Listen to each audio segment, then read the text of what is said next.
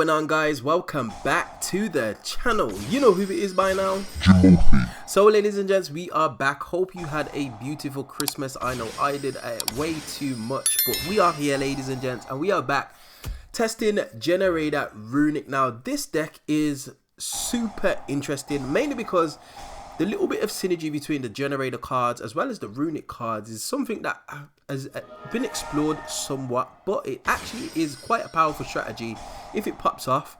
Now, I'm not going to lie, ladies and gents, this deck is definitely weak to a certain few hand traps. It's weak to Ash, depending on what your hand's saying. However, with the way that the deck's built, there's a few instances where you can kind of like play through an Ash Blossom, play through like, I don't know, like a Ghost Ogre, for example. It's not the be all and end all, whereas if you was playing the pure variant of either one of the decks, you could run into a few problems. But because you've got supplementary engines to fall back on, it's not as bad. Now, Generaider's main theme is just to dwindle you out of resources by spamming out rank 9s and utilizing Phantom Fortress, Enter Blafnir. Now, this is not its only game plan, which is what I find refreshing about the deck. You can just go Generaider Beatdown. The monsters are very, very large. Laevatein, if it sticks on the field, reduces your opponent's monsters by 1,000 attack and defense, I believe. So he definitely puts in a lot of work for the strategy. So it enables you to kind of like beat over some of those bigger monsters, for example, with just your Generaider main deck bosses. You can tutor them out of the deck with the field spell. You can also tutor them out of the deck with Lopta, which is just super valuable.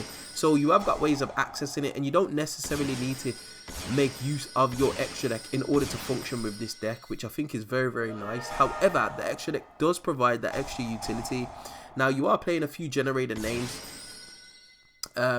in the form of Laevatein as well as Jormungandr.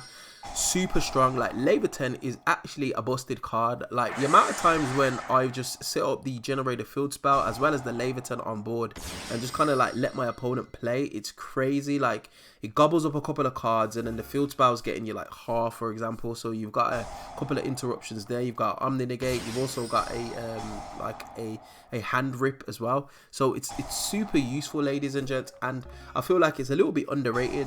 Not to mention pairing it with the Runick cards. Now, the Runick is the supplementary engine. Generators is the main engine. Typically, what you're using the Runick cards for is to go into your Sleipnir to kind of like get a level 9 on field, and then special summon a couple of your Generaider monsters to be able to overlay and go into some of your XYZ plays, which, funnily enough, is the power play of the strategy. You can actually take in a few other monsters. Now, I, for one, do not like testing cards that I do not own or do not plan to own within the near future. So there's no SP Little Knight in this list, but you can definitely go ahead and put that in your list if you wanted to, which is super duper useful. But in terms of the overall gameplay, like, the deck is strong, ladies and gents. I'm not even gonna lie, the deck is strong. It does falter. Like, I'm not gonna lie, it can falter to, depending on what your hand's saying. Like I said previously, it can be frustrating at times, but what I found is taking in board breakers is probably the way to go with this deck. Hand traps are not going to be anything that's going to support you support you in getting your strategy online, basically, whereas board breakers, and you'll see in a few of the replays, me resolve evenly on turn 1 for myself, or sorry, turn 2, and my opponent just scoops, just because they're not expecting the main deck evenly. Whereas if they did really actually know that Infinite Impermanence is probably the only hand trap that I'm playing, and I normally hold on to the Imperm for my turn to be able to kind of like start my turn off with Imperming or trying to interact with one of the monsters on field. So very, very strong strategy. It can do some horrible things. If it is to pop off completely, you get a double hand rip as well as a Utopic Future Draco or a Generaider Laevatein on field, as well as backed up with potentially a couple of spells and traps in the back row, as well as the field spell, which is very, very nice, ladies and gents. So yeah, definitely something to keep an eye on.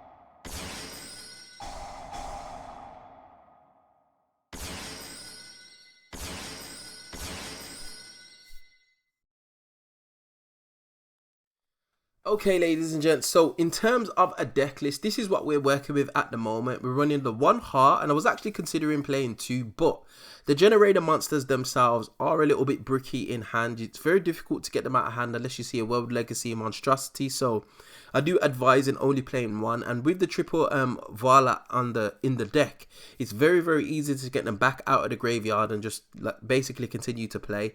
So one heart, triple Vala, running a one Mardell.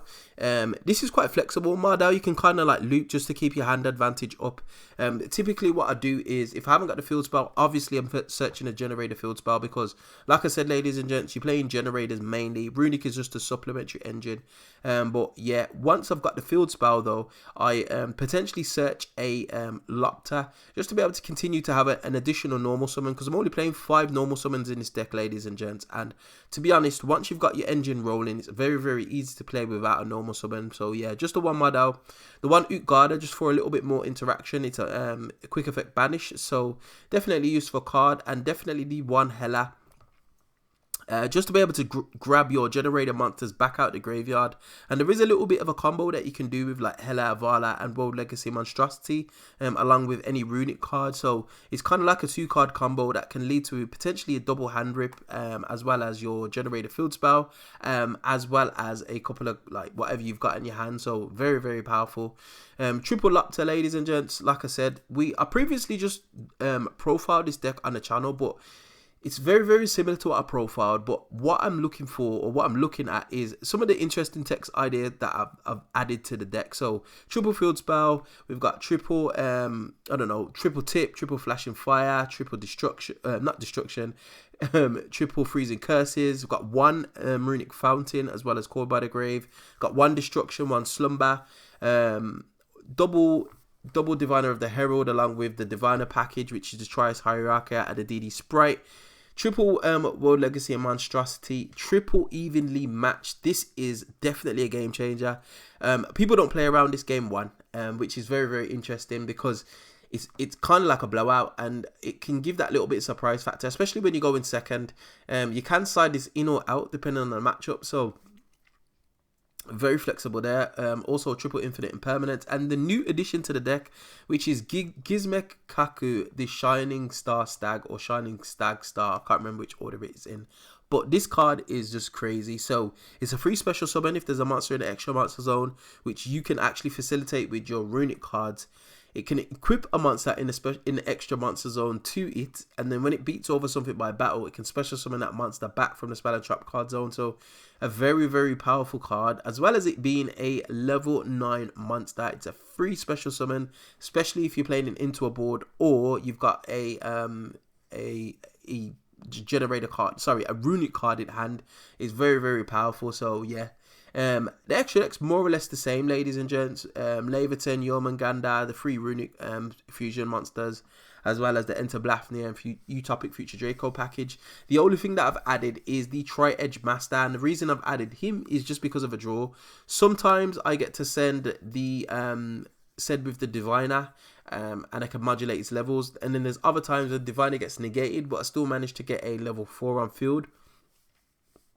In the form of Lopter, and I can just go into a Tri-Edge Master for a draw, basically. So that was the thinking behind that. It could be anything else, to be honest. And once I get a hold of some Revolution Synchrons, I'm definitely going to take the Tri-Edge Master out and put in the Ib the World Chalice Justicea, just because she can search World Legacy Monstrosity.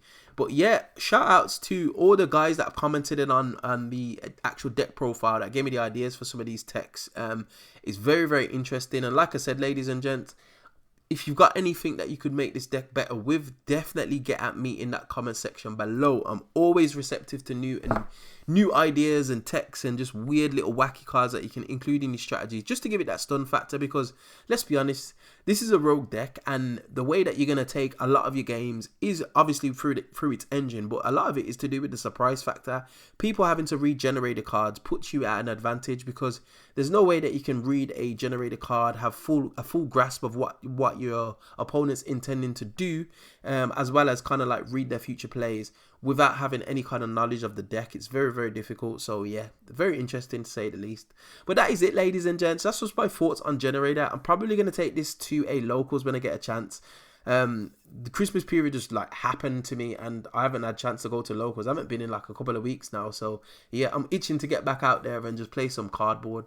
But anyway, we find ourselves at the end of another video. As always, if you did enjoy this content, you know what to do by now. Hit that like button, share, subscribe, all of that beautiful good stuff, and I will definitely see you guys on the next video. Hope you enjoyed. Peace.